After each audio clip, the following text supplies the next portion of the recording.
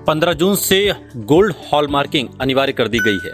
ऐसे में अगर आप सोना खरीदना चाह रहे हैं तो एक बार आपको ये जान लेना चाहिए कि इसकी खरीदारी के नियम में अहम बदलाव हो गया है। सरकार की ओर से सोने के आभूषण और कलाकृति की शुद्धता की पहचान के लिए BIS हॉलमार्किंग अनिवार्य है। हॉलमार्किंग अनिवार्य होने से सोने के बाजार में क्या बदलाव होगा और देश में क्या है हॉलमार्किंग से जुड़े नियम, आज के इस वीडियो में हम आपको बताएंगे। हॉलमार्किंग को लेकर केंद्र सरकार ने तकरीबन 1.5 साल पहले इसका डेटा तैयार किया था और ऐसा करने को लेकर आदेश भी जारी कर दिया गया था, लेकिन तब कोरोना के कारण इस आदेश को लागू नहीं किया जा सका।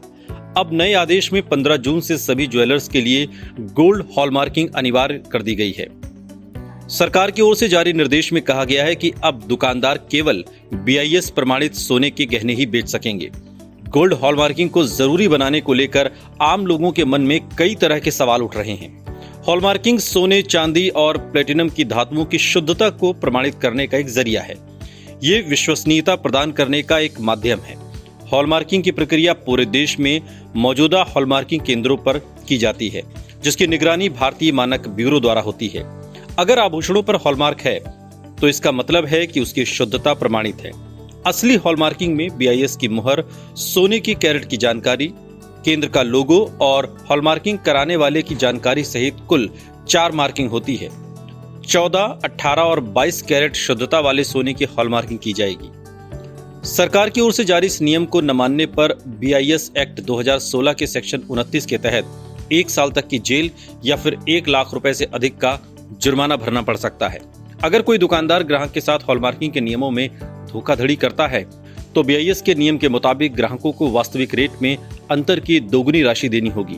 अगर कोई दुकानदार आपके साथ धोखाधड़ी करता है तो ब्यूरो ऑफ इंडियन स्टैंडर्ड से किसी भी गड़बड़ी को लेकर ऑनलाइन या ऑफलाइन तरीके से शिकायत की जा सकती है।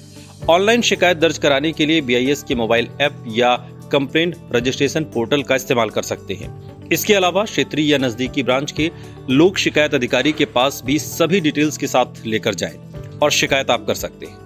शिकायत दर्ज कराने के बाद ग्राहक को एक रसीद दी जाती है और सबसे महत्वपूर्ण सवाल यह है कि लोगों के घरों में पड़े सोने का क्या होगा। तो ऐसे में ग्राहकों को घबराने की जरूरत नहीं है कि हॉलमार्किंग का ये नियम सोने के गहने बेचने वाले ज्वेलर्स पर लागू किया जाएगा। ग्राहक अपनी ज्वेलरी बिना हॉलमार्क के भी बेच सकते हैं। इस वीडियो पर आपकी क्या प्रतिक्रिया है, कमेंट बॉक्स में हमें जरूर बताइएगा। साथ ही देश और दुनिया की तमाम बड़ी खबरों के लिए देखते रहिए TV9 भारतवर्ष।